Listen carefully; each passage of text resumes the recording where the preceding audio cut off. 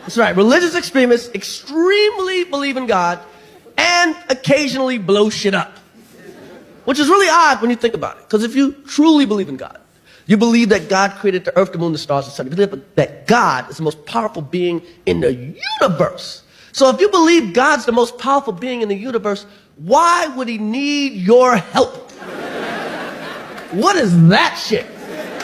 And that's right. Helping God, and it's never nobody smart helping God out. It's never Malcolm Gladwell or Neil deGrasse Tyson. It's always some motherfucker that was working at Circuit City 2 weeks ago. It's like, what the fuck? Wasn't you loading trucks 2 weeks ago? Now you're helping out God? That is some promotion. What the fuck is going on? I mean, here's the thing. I think the act of helping God is sacrilegious. If you think you can help God out, you don't believe in God. That's right. If you really had faith, you'd really have faith. I mean, check this out. I haven't been to church in 10 years. Now that's believing in God. Shit, you go every week because you don't trust God. This question is always asked: why do religious people always defend their God, even though this God is all capable of defending himself, because the God is powerful and omnipresent? Now, my opinion in this question is that religion gives people a sense of identity and a sense of belonging. Religion is a big part of many people's way of life, many people's identity. And for these religious individuals, their beliefs is not just an abstract ideology or an abstract idea to them. It is a core part of who they are. So when somebody criticizes them and criticizes this God and their faith, it feels like a personal attack.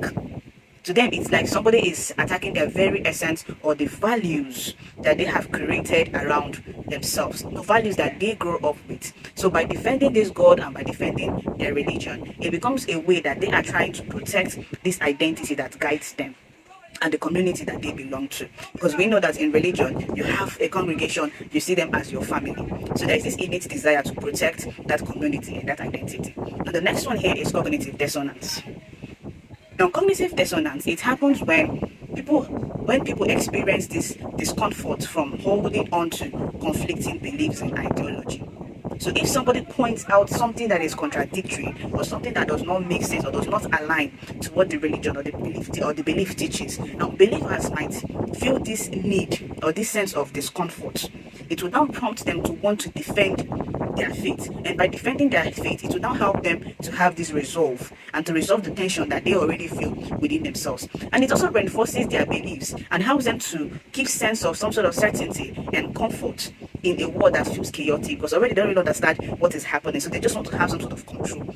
Another reason is religious duties and religious teachings. Now, many religions, they teach people that they have to defend their faith, and by defending their faith, they are performing a virtuous or religious duty. So they see it as a religious duty to protect and also spread their religious beliefs and religious ideologies to other people, which is by far one of the most dangerous reasons. Now, some of these religions, speaking against or questioning this supreme supernatural deity, can have series of consequences. It can be seen as you blaspheming against this God or this divine being, and it will now have some sort of divine punishment, or it will now have a social backlash. People that you like, that you love, all of them will turn against you. So this makes believers to fear and to have this protective instinct, and they're now quick to defend their faith so that they would avoid any form of negative situation or any kind of negative outcome. And therefore, they will now try to maintain the social harmony between them, this God, and the community that they have created around this religion. Now, another one is emotional connection. Now, there is an emotional connection between a person, the faith, and the institution. So there's an emotional connection at play here. Now, for many of them, their relationship with this deity, it is very personal. It is a personal bond. It is a personal relationship. It is a personal agreement. It is not just about rules or doctrines, but it's about them loving this deity, them trusting this deity, and them relying on this deity. So by criticizing this God, they feel it as a personal attack on their family member, their mother, their father, their siblings. So when you attack their belief or this God, you're attacking these people that have created this relationship around. So naturally, they would always want to jump and defend this relationship with this God, because this is how they also jump in to defend the relationship they have with their family, their immediate family members.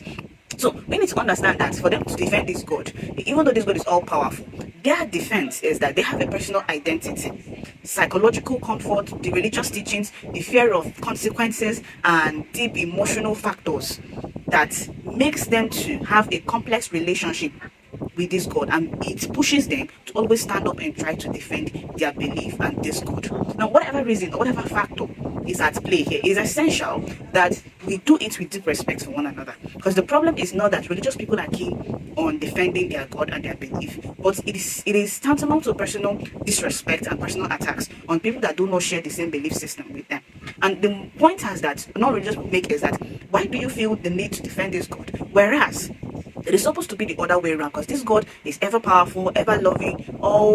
This God is so this God is capable of being self-reliant, self-sustaining, and is capable of self-defense, which means it does not need the human beings that He has created to do the defense for Him. But because of all this attachment, this emotional connection, this fear of consequences, this identity crisis, it has pushed religious folks into an innate desire to always defend this system because of the emotional attachments and connections that believers already have with this God and this system. So, but they should learn to do it with respect and don't feel attacked.